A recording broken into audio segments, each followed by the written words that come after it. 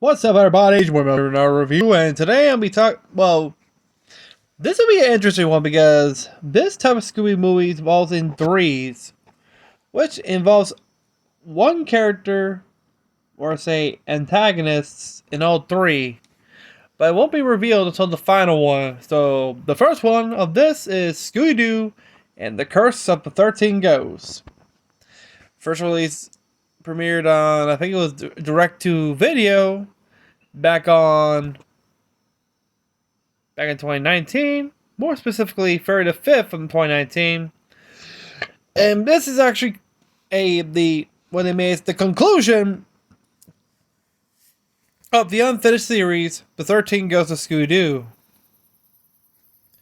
Before we begin, did you subscribe, hit the bell? If so, damn, Vincent Van Gogh's trying to call you all day, huh? For almost years. And you don't pick up the damn crystal ball? What the fuck were you doing? Playing bowling with it? Yes. So yeah. The Curse of the 13 Ghosts is actually provides the conclusion of the unfinished storyline of the 13 Ghosts, because we know they only captured 12, not 13. But yeah, let's keep going, shall we? As you know, we already have familiar cast, but it's better to remind you all.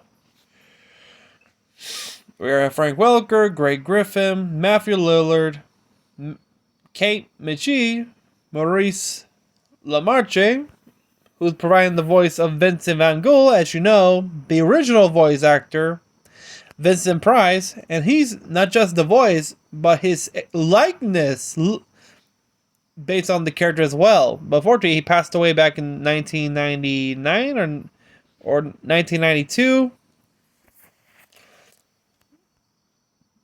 And I think this is like a tribute to him.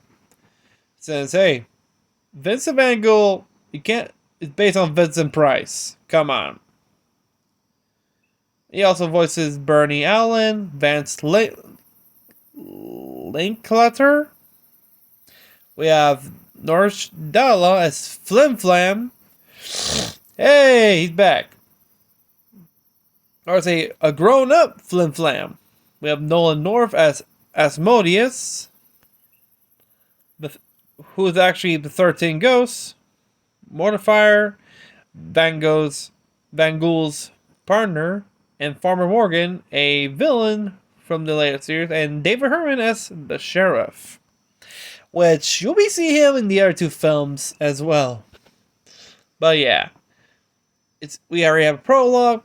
What takes place like years ago, we see a young Vincent Van Gogh and his partner, Mortifier, hunting down and successfully sealing the final ghost into the chest of demons. Mortifier, however, is attacked and suddenly killed by minion ghosts as a tearful Vincent makes his escape. We have an opening credit where Vincent recaps the events of the 13 Ghosts of Scooby-Doo, in which the little dog eventually sets the ghost free once more, but will catch all but one with the help of his friends Daphne and Shaggy. Was it Shaggy and Scooby open it? Back to the present.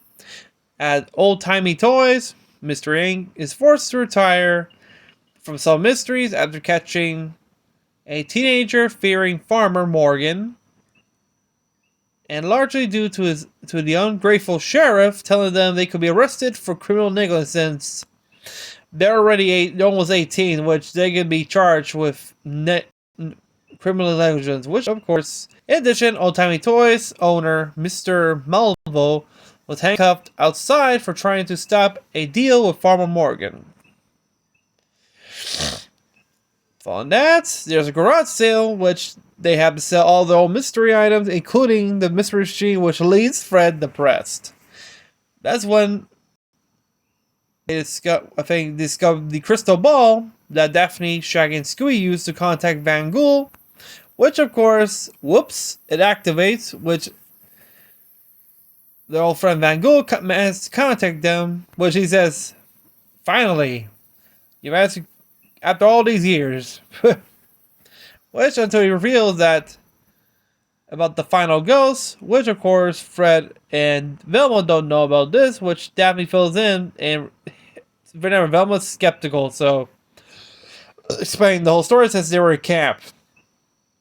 Soon Daphne reveals the red van dubbed the Mystery Machine, and the gang start the journey to meet Van Ghoul.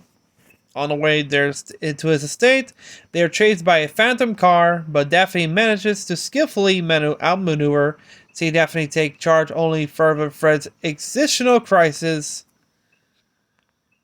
as he feels he is without a role.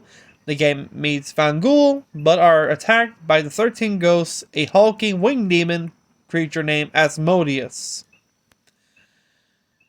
No, not Asmodeus, one of the seven deadly princes. You know, the princess of hell. He's the prince of lust. And not the one from Hello Boss. Yeah, I agree. That's Asmodeus from that show series is actually pretty cool.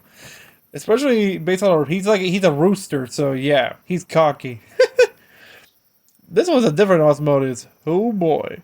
Shaggy reveals that he sent the chests to Van Gogh's residence in the Himalayas, and the gang travels there using a flying boat. Upon arrival, they spot Bernie Allen, who acquired the crystal ball at a garage sale. Daphne, Van Gogh, Scooby, Shaggy tail him, but are attacked by the phantom car again, which uses a reviving engine to create an avalanche. Oh boy. Vincent reveals he is unable to use his magic, and the four crash into the temple. Meanwhile, Fred and Velma search a seemingly abandoned post office, unknowingly meet an adult Flim Flam who tries to sell them chests of demon merchandise and ghost catching equipment. Wow.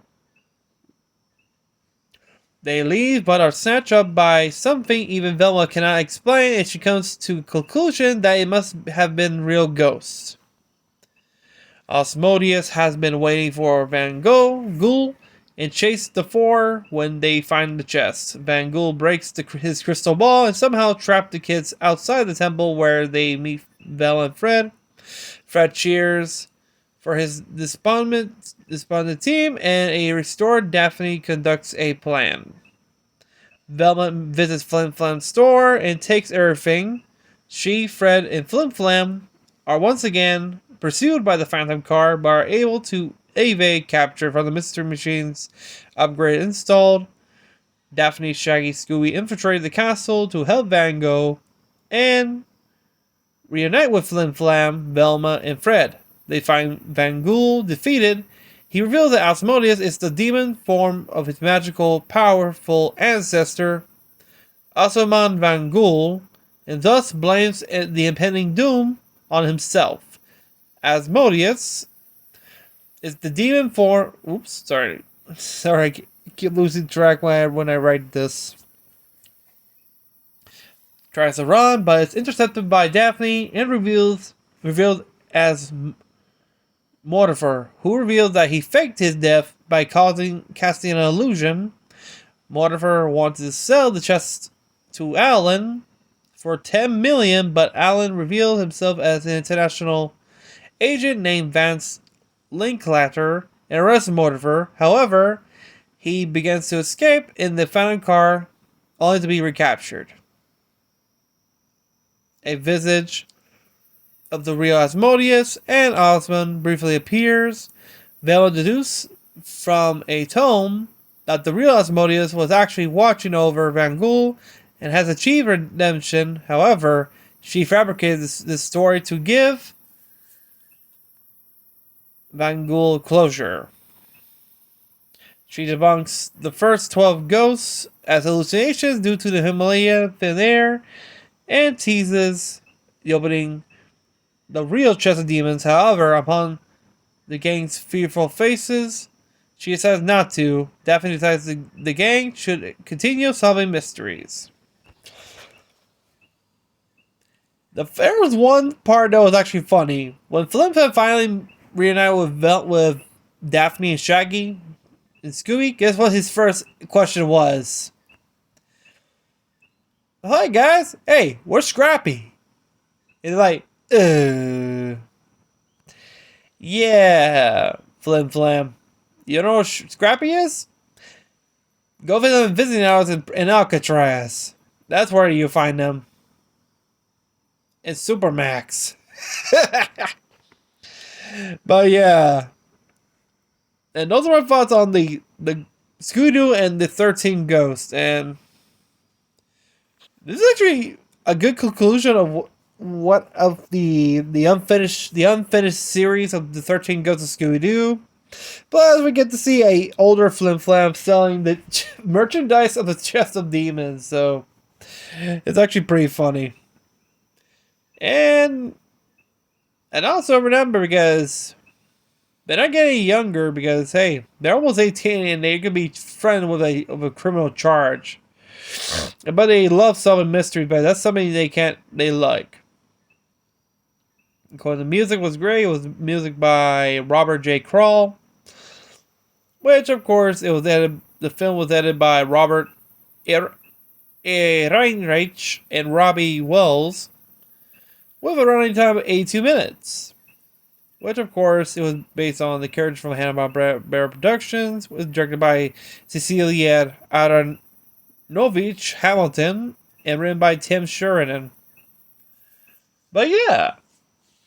The Curse of the 13 Ghosts is actually pretty funny. Plus, it turns out the 13 Ghosts is actually an ancestor of Van Ghoul, which is actually pretty cool. The one thing that made me laughing, I think people that like is Velma's being skeptical. Yeah, she likes to find a answer for everything, but remember, this is Van Ghoul. Don't question him.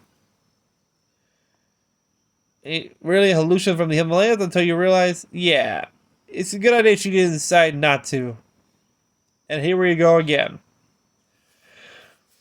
But yeah, those are my thoughts on the Curse of the 13 Ghosts.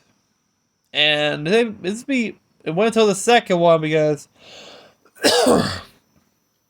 remember I said this is a three-parter, because remember, it involves one character that always appears in all three, who is the main antagonist.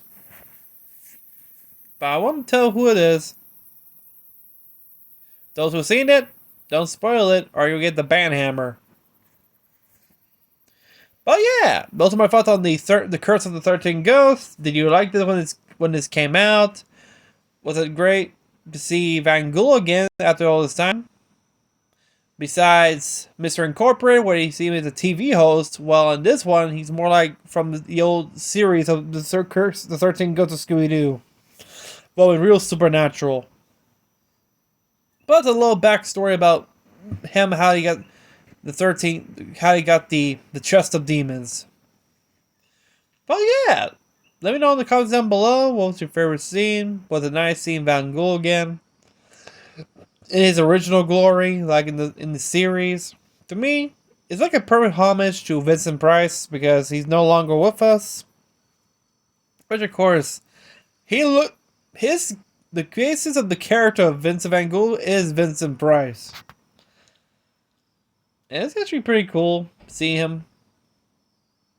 And he got the accent right, because Vincent Price has that voice right, that's kind of like an Italian accent. I don't know. But yeah. If you're new to the channel, remember to subscribe, hit the bell, like this video. And I'll see you next time. Peace out.